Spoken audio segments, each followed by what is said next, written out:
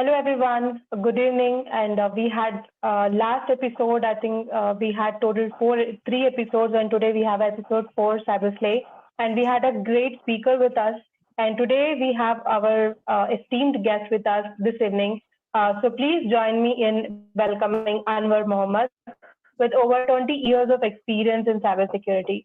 And Anwar has been a pivotal figure in enhancing the information security and landscaping to across the various sectors. And he also has successfully delivered a lot of security programs, significantly improving the security posture for many organizations. So tonight, Anwar will share his invaluable insight and also his journey in cybersecurity. And we are excited to hear his expert advice and learn from his extensive experience.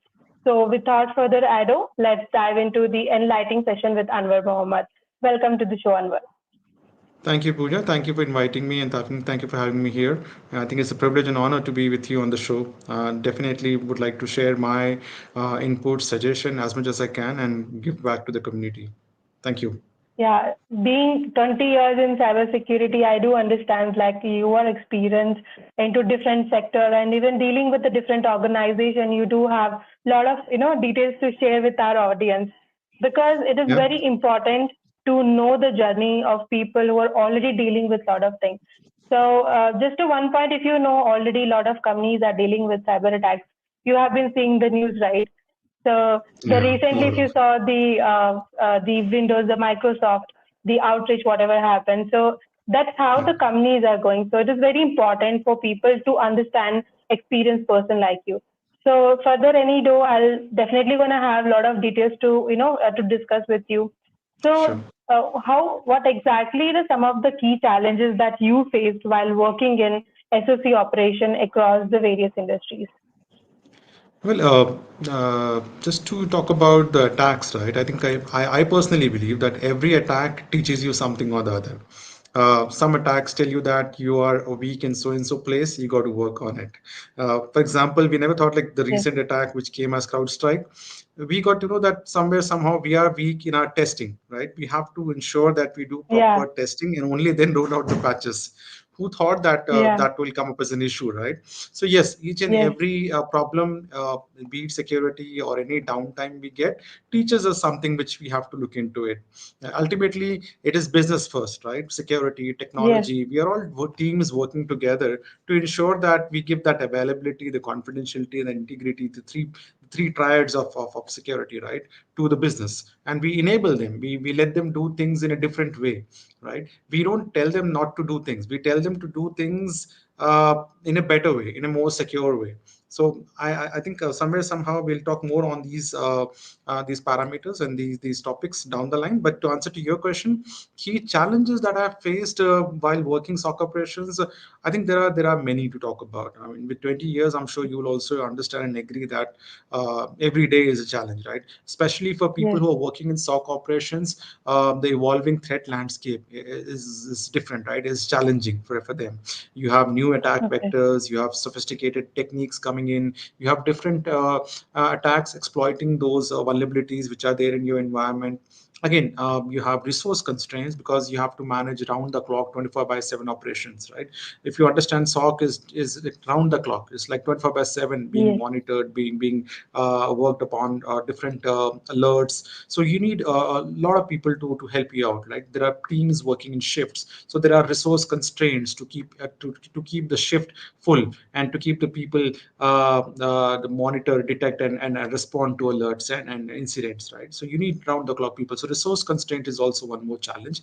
And then you have the integration of diverse technologies. I mean, you have a lot of different technologies in SOC. One is there to help you detect the data loss. One is there to help you detect the SIM alerts, and the other one can be for your EDR and XDR, which are like small endpoints which detects anything going malicious or anything going wrong on endpoint users' laptop or desktops, right? So there are different technologies to help you with different issues and challenges with respect to security. So there are different layers of technologies we work, right? The challenge here is to integrate them and give them a synchronization and monitor them, and then have have orchestration of all these solutions working together for you and help you monitor and protect across all platforms. And that is, can be complex, right? As you will understand, right? There are different Yeah. technologies we are talking about.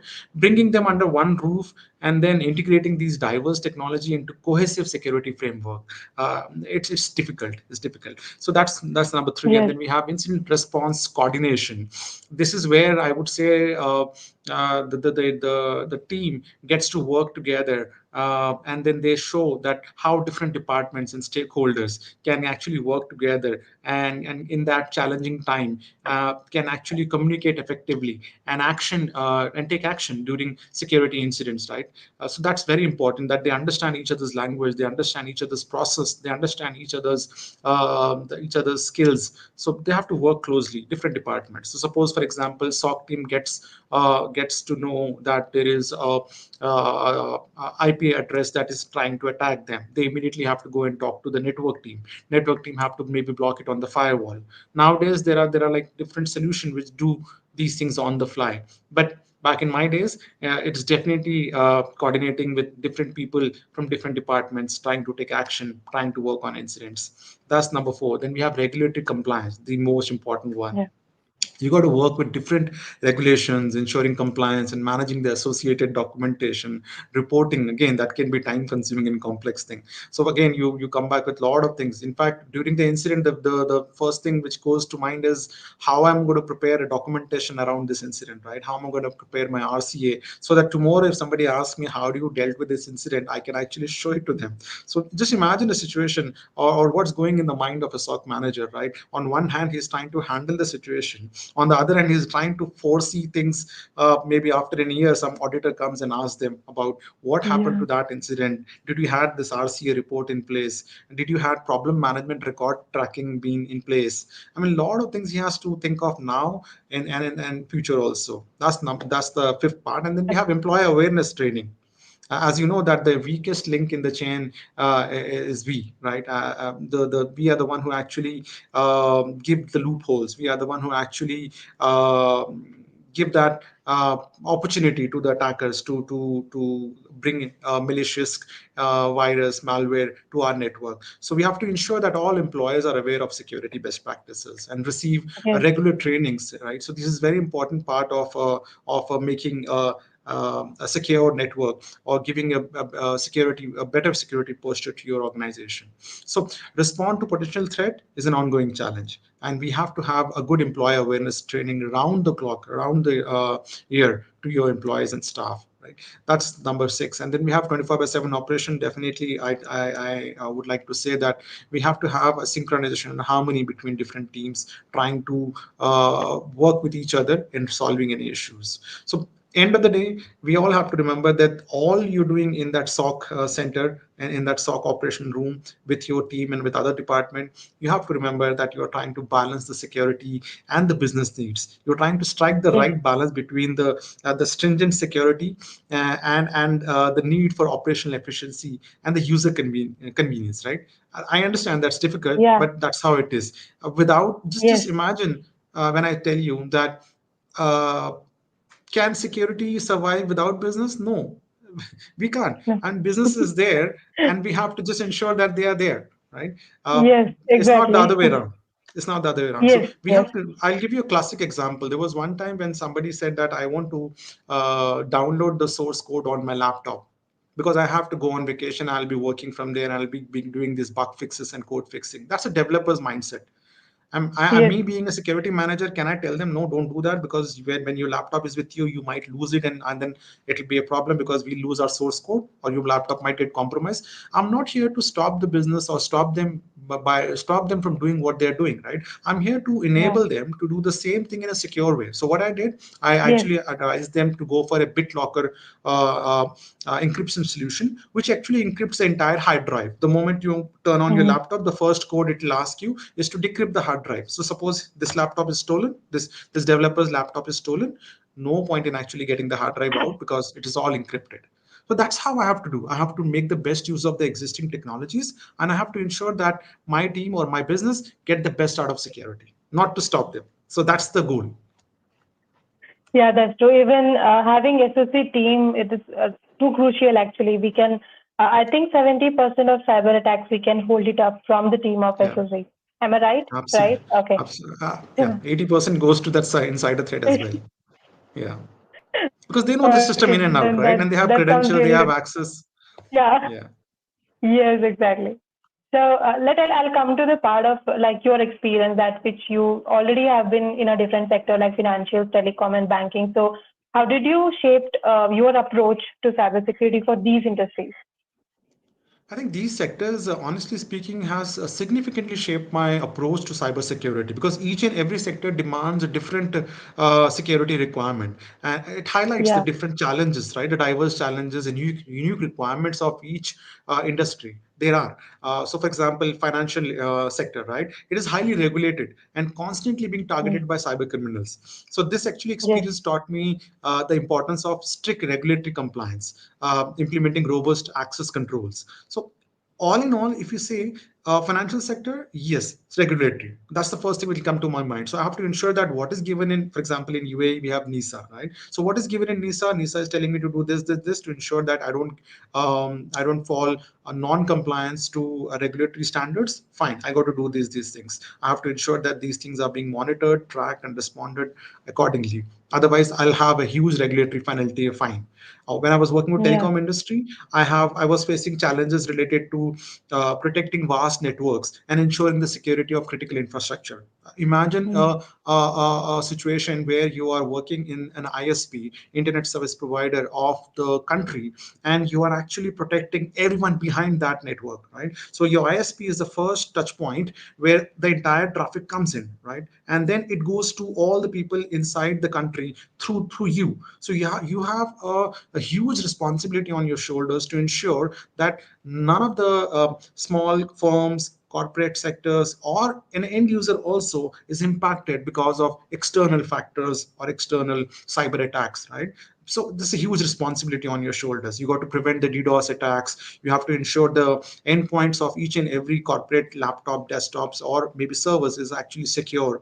And you have to ensure the confidentiality, integrity of all the communication happening across the globe from UAE, right? So the telecom Yeah. sector actually emphasizes on scalability, reliability that shapes the entire approach to designated resilient security architectures. I mean, that can handle high volume Yeah. of traffic and adapt to evolving threats because every day you will face a different threat. Sometimes DDoS attack, sometimes it is malware attack, sometimes it's ransomware.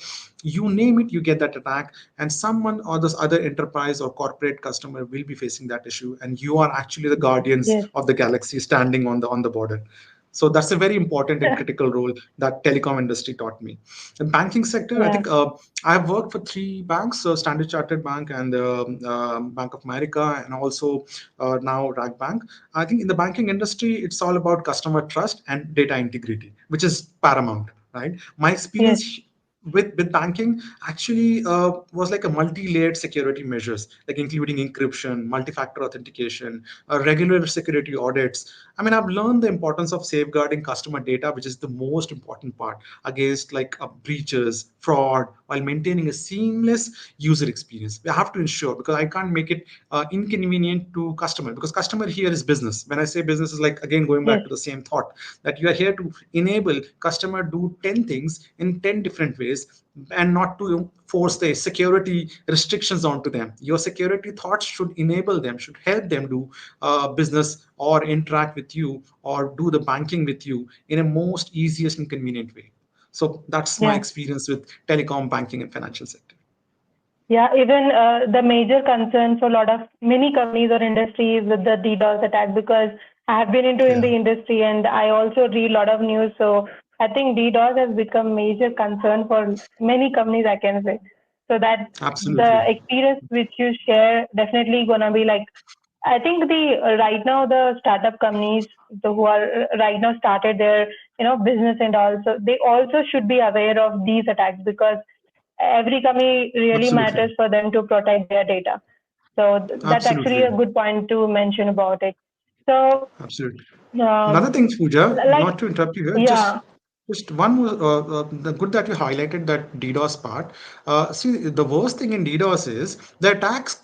actually comes from multiple different regions. So usually what Yes, happens, if you get an attack, you try to block that IP, right? Or that country yes, maybe, right? But yes, here in DDoS, you can't do that because the attack is coming from yes, different locations in the globe. There are yeah, multiple exactly. bots attacking you. I mean, you got to have a different approach. Yeah, exactly. So, I'll go to the little bit of technical side. So, could you Sure. elaborate some of the technical or security program that you delivered and how exactly that impacted to the organization to their security posture?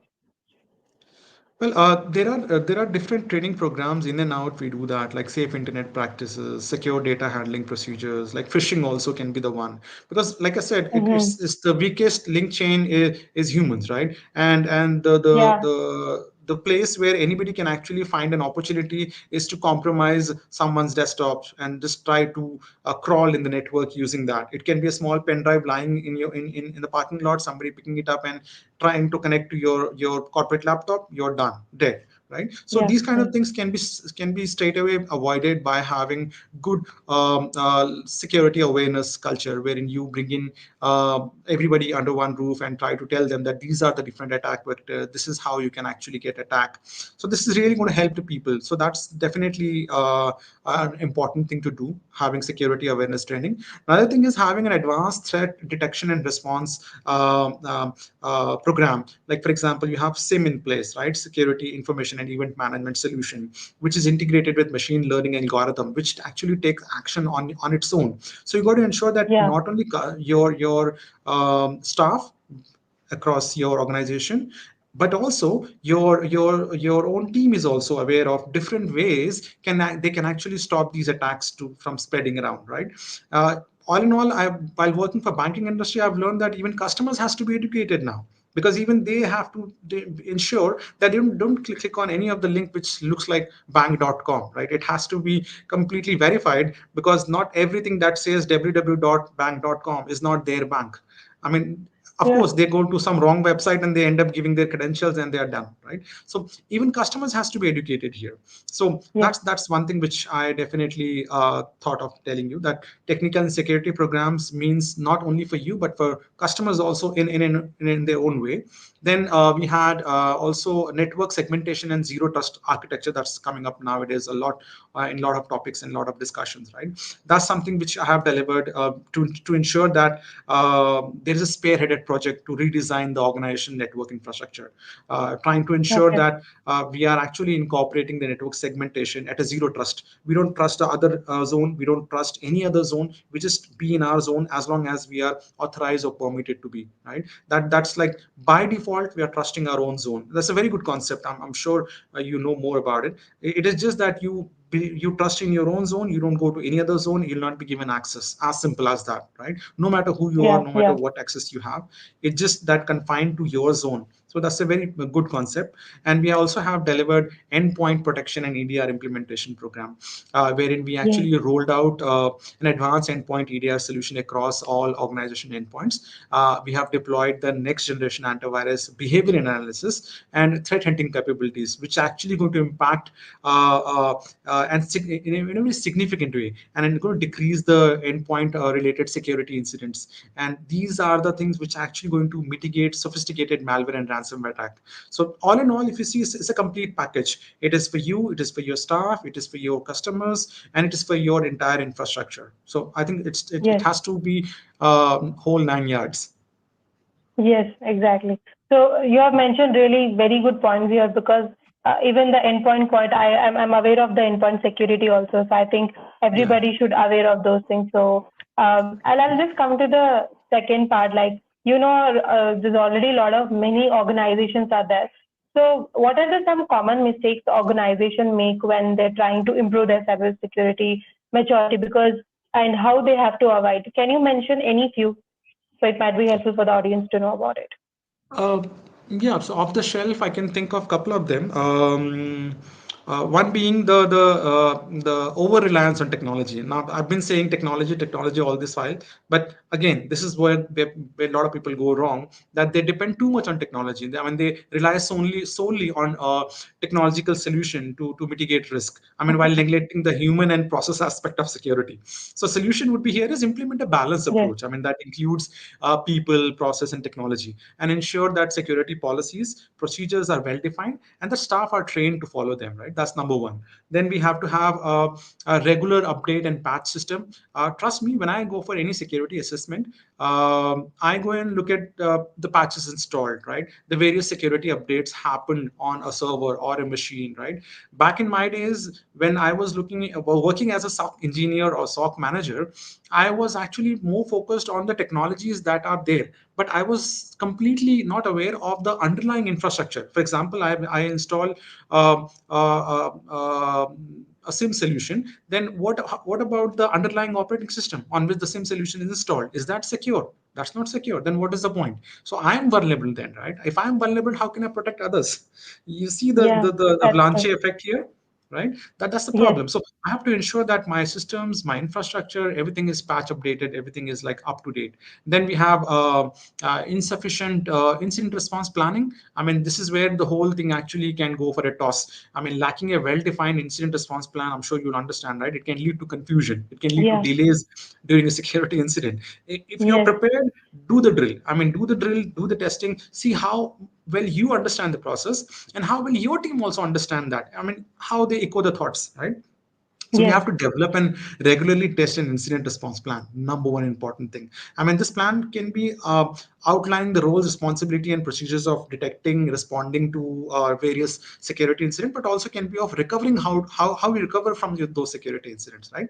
That's Yes. one. Then, when I was working for Standard Chartered Bank, I learned another one more thing. Important thing is people neglect third-party risk. Standard Chartered Bank came up with a brilliant idea of having their own security assessment team.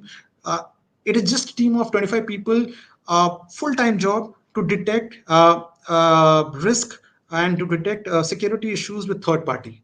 Imagine the importance they have given it to this part, right? They have got one dedicated team to look into all the third party risks, third party security issues. So it's very important because failing to assess and manage risk associated with third party vendors and partners can be very harmful. I mean, Very true. you can definitely conduct thorough due diligence on third party vendors, including security assessments on regular audits, and then try to ensure that they are actually working on them and they are not putting you at risk because of those issues at their end, right? That's important. Yeah, that's true. Definitely, this yeah, absolutely. So, but again, all this is possible when you have a top-down approach, right? Your senior management Exactly. believes in all this, and they are actually supporting you. So, Yeah. cybersecurity efforts are often not supported or prioritized by senior Yeah. leadership because that is where the business is, right? So, somewhere, Yes. somehow, you got to keep telling them that this is what the problem is, this is what the challenge is, and this could be the best solution. So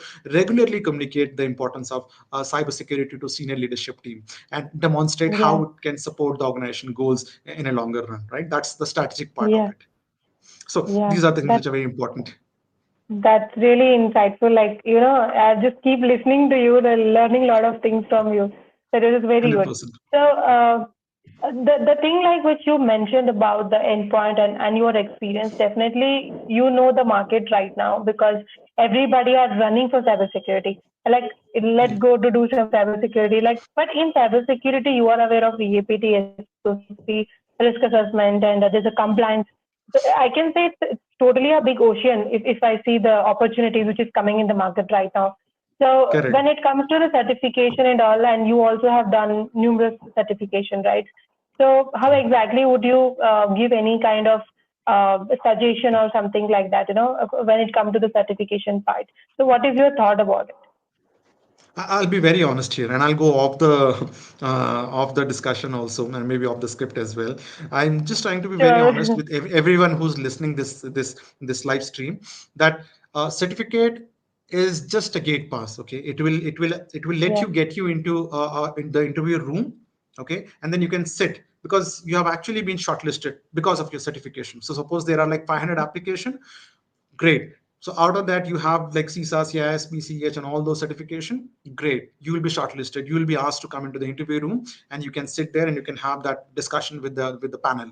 But trust me, and please understand this, that it is not an offer letter for you, right? You really Yes, have to kill that interview. You really have to be very confident and be very knowledgeable to crack that interview, and that will only come with skill set. So my humble request to everyone who's watching this live stream is to first and foremost have that practical hands-on experience, learn things, exactly. skill set.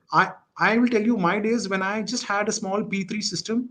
I actually built a small lab on it, and I tried testing, working on it. And that's how I built my experience. So, to anyone who's interested in cybersecurity, please ensure that you will have practical hands on experience first. I mean, be whatever your Exactly. plans are. Like you want to go to GRC, you want to do pen testing, you want to do audit, you want to do cybersecurity, you want to be in SOC operations, be it whatever it is. But start from basic, start from learning. Networking you can learn, right? Like CCNA courses. Learn that, learn the networking, learn the securities ABC, and then you try to clear the certification later on. Don't jump onto the certification, because any certification will give you bookish knowledge, and that will not help you crack interviews. For example, for me, if you come for an interview to me, and if I am taking your interview, trust me, I'm just going to be uh, impressed for 1 or 2 minutes looking at your credentials, certificates, but then actual interview starts, and I'm going to ask you questions. Those questions you will know and understand the answers to them only when you have really worked on them, only when you have, I mean, worked practically on those things. You cannot answer those questions just by clearing these certificates. Trust me, certificate is just a gate pass for you to get into that interview room. It is not an offer letter. It will not give you the job. You will definitely, I mean, let's say that there are people who are so fond of certificates. They're a big fan of certificates. I'm talking about the hiring managers. If they hire you, even that is not good for you, because when you go on the floor and when you work with your peers and colleagues, you'll be exposed. You will be exposed because they will Exactly. be at different Yes. level. They'll be working like so good, so technically. They'll be handling situation and incidents and any work that is assigned to them, and you'll always be looking at them left, right, and then you'll not be understanding that what exactly is going on. So please, my dear Yeah. friends, don't do that. Learn things from basic, then it will help you in a long run. You'll be confident on the floor. You will definitely do better than others. You will excel in that. So certificate is just a gate pass. If you really want to do certificate, I can name a couple of them, like CISA, CISP, because CISA will give you more of governance, risk and compliance side. CISP will give you more of information security. In between the two, you can do a lot of certificate like CEH and other things. But trust me, it is just a gate pass. Two certificates, if you want to do CISA, CISP, the top notch in their own league and segment, do that. Don't do other certificate, waste of time, waste of money for you in the initial days. But yes, if you're interested in pen testing, then definitely go for a different cadre altogether, like GPen, OSCP. They're a different certificate for that, and they will have their own value. So first of all, learn things on your own. Then you choose the right stream for you, and accordingly, you choose your certificate. Okay. Exactly. Basically, a lot of people don't have the basic fundamental itself. Like when they talk about certification and all, and if we give any scenario basis question to to understand the networking Yeah. thing, so that is only a lot of people doesn't even understand what networking and where it stands for. So this is the Yeah. question I ask every person, and I really want each and every person who is starting their career in cybersecurity should exactly know what they have to do. And choosing a Absolutely. part, as you mentioned about the VAPT, SOC, and the compliance, they have to first aware of it. So which one they have to choose as per their experience and the knowledge. I think that might be helpful for you. And thank you so Absolutely. much. Actually, this was something every time I've keep telling to the people about it. So I think now the audience, whoever gonna listen, definitely they will be understand the importance of it. So I will come to the part of compliance now because when you said you have experience into IT framework and there's already like ISO 27001, there's a NIST is there. There's you're from the UAE side, so there's a Saudi Arabia have a different compliances. So country basis, if you see, there are a lot of different compliances are there. In India also there's a DPDP new compliance has been introduced by the government. So Correct. many of organizations are not aware of it. So I think you have implemented the IT framework like ISMS 27001 NIST and all. So for the major organizations, so can you just tell us any benefit or the challenges that you have experienced into these frameworks? Sure, Pooja. So actually, I've had the opportunity to implement IT frameworks such as ISMS 27001, COBIT, NIST. I'm myself lead implementer. So when I was working with Etisalat, I got the opportunity to implement the ISO 27001. And I was working for Bank of America. We got the opportunity to implement the COBIT framework right from scratch. Now NIST is anyhow there whenever we talk about security, it's each and every control talks about NIST, right? In each and every framework. So the benefit is when you talk Yeah. about ISMS 27001, it provides a structured approach, like managing information security, ensuring that all aspects of securities are covered. I mean, it'll give you step by step what to do and how to do. That's the best part, right? Yeah. So that's Yeah. ISMS. Risk management is part of it. So you will emphasize risk assessment, management, helping organization, identifying, assessing, and mitigating the risk effectively is a byproduct of all that. So when you take up ISMS 27001, the risk management will come along with it. You will have a compliance certification post, which you can definitely go for 27,000 certification if you meet all the criteria and if you have this organization's commitment to information security, right, which can enhance the reputation and trust with client and stakeholders. If you have a certificate like that, I'm sure your client and stakeholders will definitely trust you and will definitely have a good reputation in the market. But again, ISO 27000 certificate, it's not like one task and you are done with it and you don't have anything else to do after that, right? You're good to go. No, it's not like that. It's a continuous improvement process. The framework actually promotes continuous monitoring and improvement of security practices. So keeping the organization security posture is up to date is the responsibility, and that is what the certificate demands, right? Then we have COBIT, which is more towards governance and management. So it provides a comprehensive framework for IT governance and management, Yeah. right? Aligning the IT goals with business objective. And this is where I actually learned that IT and security or whatever infrastructure teams are there, they're here to meet the business objectives, not to run on their own. So that's where actually when Corbett is beautifully designed in such a way that the framework calls out all the goals that are aligning to the business objectives. See how beautifully they have Yeah. actually worded and they have actually designed the framework. Every objective of yours, like for example, you talk about my server having availability round the clock 24 by 7. Great. Now, what do I have to do from IT side to meet that availability point? Right? That's how Corbett is designed. So process improvement definitely comes along with Corbett. It helps you in identifying and improving the IT processes and enhancing an efficiency and effectiveness of that. Again, we also have challenges with Corbett framework because it's actually extensive and it's detailed guidelines. So sometimes for newcomers or new uh, organizations, it can be overwhelming. And for smaller organization, definitely yes, I would say they should actually stick to ISO 27001 because Corbett is very overwhelming and it is quite extensive as well. So that's one advice. And for NIST, I think it is actually a detailed guideline. It's like all the best practices Yes. of cybersecurity, Mm. covering a Yes. wide Yes. range of security controls and measures. So I mean that's something. I'm sure when you go through NIST, you will know lot of given controls and measures because they are all coming from best practices. So they have a flexibility as well Yes. because they can be adopted to organizations of all sizes and sectors, right? You have definitely risk-based approach in NIST. You can actually help your organization prioritize security efforts based on their specific risk profile. So, but again, NIST also comes with challenge, which talks about the breadth and depth of the NIST framework is very complex. It's like Yeah. miles wide and like inch depth. So you Yeah. have definitely a huge area to cover, and it requires significant effort and expertise. There is Yes. definitely scalability that comes into picture because you have to have flexibility and scaling the framework to fit very large or very small organization that can actually present difficulties when you do that. So you have to have a very good understanding of the framework when you pick it up, any one of them. So the conclusion over here is, if I have to talk about, is uh, there are benefits in terms of structured security management, risk management, process improvement, compliance. But these challenges actually primarily involve around the complexity of implementation, resource requirement, and need of continuous updates and organizational buy-in. So, be it whatever framework you choose, or be it whatever best practice you pick up, there will be challenges that will come along with it. There will be issues that will come along with it, but the beauty of it is the success that comes after this, right? The good stakeholder management you'll have, the incremental implementation you'll do, the continuous monitoring and improvement you'll do down the line. That's the silver line. So I would say it's worth the effort. Yeah. So just like it is my curiosity. Like I really wanted to ask this question to you. That so already you have worked in all these different compliances. So would you recommend the ISO 27001 to the SMB level companies because they are now in the market and definitely for every businesses the budget matters the most. And also definitely Yes. they have to protect the data. So would you recommend them to go with it or any specific compliances that would you recommend to have it for sure?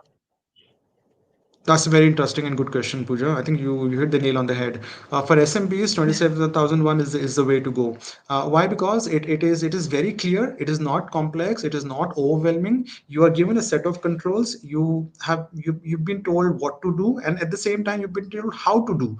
So that's definitely doable and achievable for a small organization which started just now, because when they have a startup, right, or when they actually not at a large scale, their primary focus, I'm sure, should be and would be on growing the business, right, not getting a Yes, certificate yes, or not being benchmarking themselves, right. That's not what they is on the priority list for them.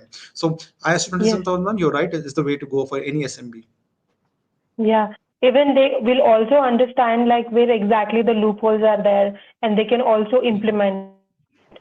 So I would Absolutely. actually Yep. recommend and but when we are in the market when we are dealing or discussing this kind of thing, people actually not aware of it. So having this years of experience person, if they actually mention these kind of things, so I would say maybe a lot of companies will be aware of these things. So thank you Correct. so much This is for it. Yeah. You're welcome. You're welcome. It's a baby step, right? You just take towards that, and then later on you can go for NIST, Corbett, whichever framework you want to. But we have to start somewhere. So ISO is a good way to Yes, start. exactly. So how do you approach for these kind of frameworks or any kind of cybersecurity practice? Any thoughts for that? So, aligning an organization's cybersecurity practice with frameworks such as ISMS or Corbett or NIST, actually it requires a strategic and systematic approach. You have to have a good assessment and gap analysis to begin with. You identify your current state. You find out where you're standing today, right? You do the gap analysis. You will just find out where the current practices do not meet the requirement of the framework, right? That's the delta you try to find out. The delta will help you understand, okay, fine, this is what is missing now. So you evaluate the risk posture. You will assess the organization's risk posture by identifying the critical assets, which you call it as a crown jewels, right? You find out the threats and vulnerabilities associated with those critical assets, and what is the existing risk management practices you have in place. And that's the first thing to do. So you first understand, you identify the current state of your organization. Then you move on to defining the objective and scope. You try to find out the clear objectives of for aligning cybersecurity practices with the framework. Like I said, we are here for the business to do things in a different way, right? Enable them to do things, 10 different things in 10,000 different ways, right? You're not here to stop them from doing those things because of Yeah, security constraints. So the objective should align with the organization business goals and risk management strategies. You determine the scope, right? You just say that, okay, fine, this is the scope of the alignment of the project, and this is the most important part of the organization, and these are the system, process, and data that is included in my scope of work. Fine, I need to build my framework in such a way that it protects these system, this data, and this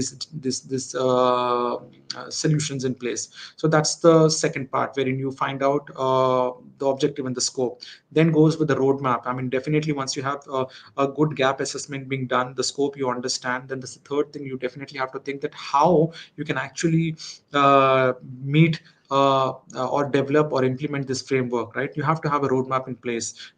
Rome wasn't built in a day, right? You can't do it in one day. You have to build a roadmap with milestone. You have to talk about like outlining the steps that are required to align your organization with each and every framework that you pick up, right? So there should be yeah, specific action, timelines, resources required, key milestones that will come. So this is all part of your roadmap. So which will go into your roadmap, and you will define all this. So you have to prioritize in the end that what exactly goes first, right? Based on the results of the gap analysis, of course, you will do the prioritization, right? You will see that these are the high risk areas. These are the critical compliance requirement that needs to be first addressed.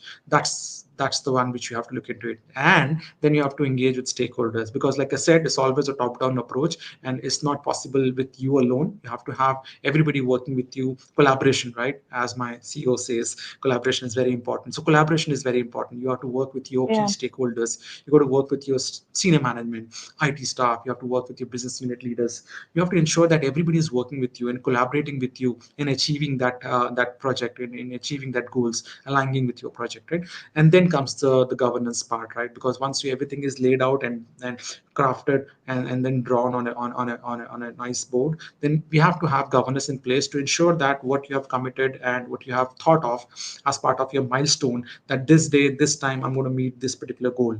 Fine, are you meeting that? What is the challenge you're coming? So governance is not there with a stick to punish you that you have not met, but to help you also, to tell you that, okay, fine, this is where you're stuck, this is what you can do. Or maybe you need help Yeah. from some other department. This is where they actually act as a catalyst in the reaction, right?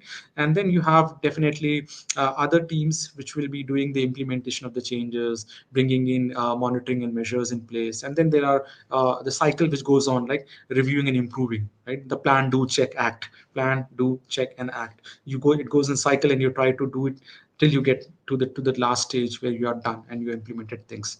Then definitely you do document and reporting, because you have to understand that you will be leaving this organization one day. There should not be any dependency there. And then somebody who picks up the role, your role, or your responsibilities, should understand what you have done and how much is left and what to do. So documentation is very Yeah. important. I mean, it definitely, you don't want to create a vacuum there when you leave, right? You don't want to be a single point of failure.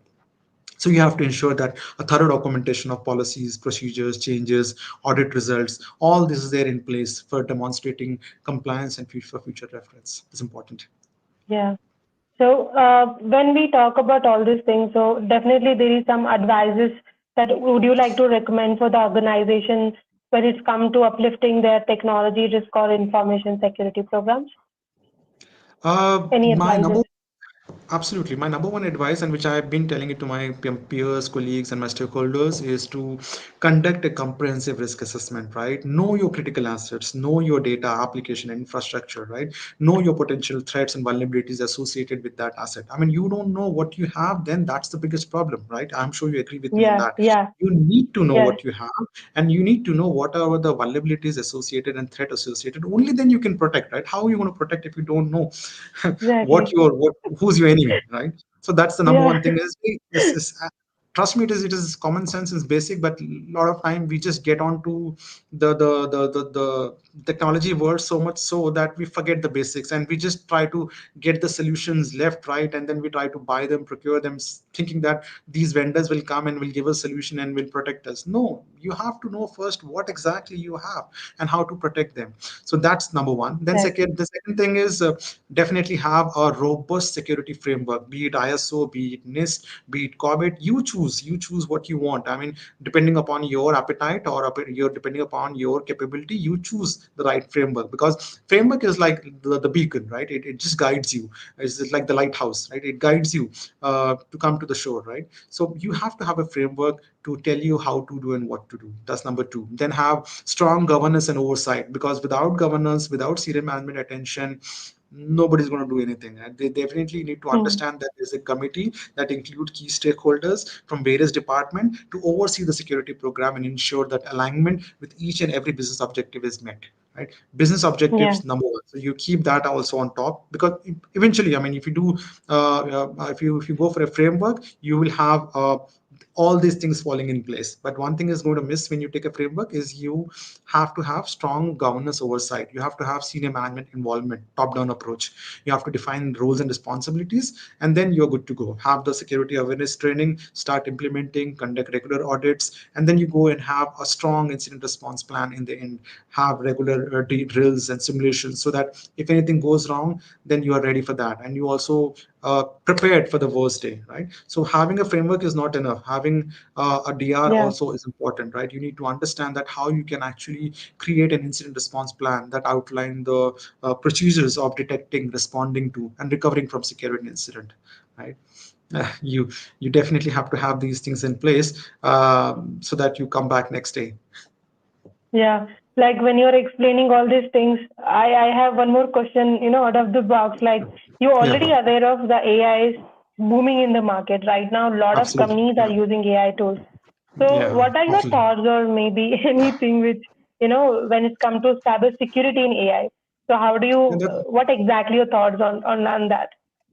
and I find it quite amusing also now because AI is definitely going to help us do 10 different things in 1,000 different ways. This is definitely going to meet our business objectives. Exactly. But Yeah. from where I see, we have to, I mean, ensure that none of our actually data is being leaked because of AI, or none of the data is being compromised because of AI. But at the same time, we have to ensure that AI itself is not compromised or AI itself is not attacked, because Exactly. AI is also a solution, right? Being implemented on a different set of systems. So we got to protect Yes. now from both the sides.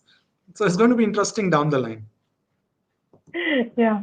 So I'll just go with the last thing to check with you. How do you stay updated or any kind of latest development in cybersecurity? Would you like to give any recommendation or the resources to the people? Yeah, of course. I mean, see, staying updated with the latest development in cybersecurity is very crucial for any professional working in this field. But my number one advice is, if you are interested, you will find your ways out, right? So when Right. I joined cybersecurity, I was just an engineer.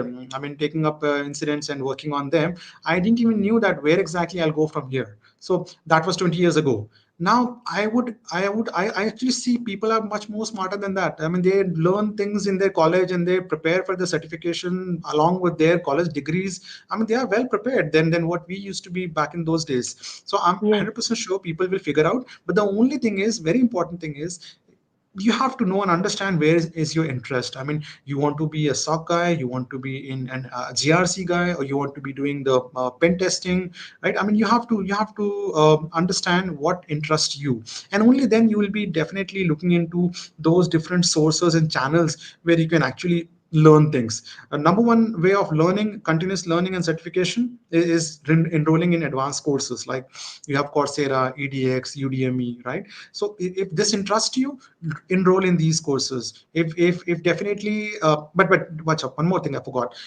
Uh, there is no training program that is better compared to anyone teaching you one on one, right? Like a mentor. Like, this is the best way of learning, because you can actually have a cross questioning going on in that session, right? That's the best way to learn. So one side learning is like Coursera, Udemy, YouTube, Udemy. There are a lot of channels, but there, when you're Yes. watching things, you'll always be in question, like, okay, fine, I have this question now, who do I ask? So that gives you that interruption in your learning. So the best way to Yeah. learn is, I mean, if you're starting new, then you just go for your coaching classes, classroom training. That's number one Yes. advice I can give it to anyone. Then you slowly build up on top of that. You go through all the different online courses available. You pick up your mentor first. That's very important. Regular learning is definitely not a challenge nowadays, because you can subscribe to newsletters, you can read research reports from IBM. Our Horizon Data Breach Investigation Report is there. You have Semantic Internet Security Threat Reports. I mean, a lot of different channels are there. You can attend conference and webinars. But what's going to help you is having a mentor in place, having a classroom training in the initial days when you're preparing or trying to get into this field. But trust me, you need skill set to survive in this industry, in cybersecurity, information security. Exactly. You need skill set. Yeah. Without that, everything is bookish, my dear friends. Yeah. Thank you. Thank you so much, Anwar. So, just a few words for you because with you, like the way I got good knowledge from you also. So, we are wrapping this session now. I would deeply thank you and grateful for you to, having today with My you in pleasure. this session, which your knowledge and experience which you shared. You talked about SOC operation, you talked about IT governance, you talked about risk management, and also the latest trends. And you also pitched a little bit of AI also. So thank you so much for joining us. And your contribution to the cybersecurity in the field is always a dedicated. And when we, having this experience, people will comment of actually we're inspiring a lot of people to join in for the cybersecurity and understand the world of cybersecurity. So in the coming time when everybody are aware of it, so I think we might also reduce the cyber attacks in the coming time, and also the cyber crimes, which is right now in the topmost. Every day, lots of people are losing their money. Maybe by doing this from people like you for coming this kind of sessions, it will be really helpful for a lot of people. So I would really heartily would like to thank you again, Anwar. and for taking time and to join us and share your expertise. And we really appreciate your valuable input, and I definitely going to look forward for future engagements. So thank you so Pleasure much. is mine, And Pooja. we don't have, yeah, we actually don't have any questions right now. So thank you once again. And the audience Okay. must and should watch this video. So you are going to get a lot of knowledge from this session. So thanks again. And I'll definitely going to see you in the future. Thank you so much, Pooja, for inviting me. Pleasure is all mine. Definitely, it is like giving back to the community and helping Yes. folks. I'm always there. People can reach out to me on LinkedIn, and any help, any suggestion, please feel free to reach out to me. Thank you so much. Yeah, definitely. Thank you. Thank you.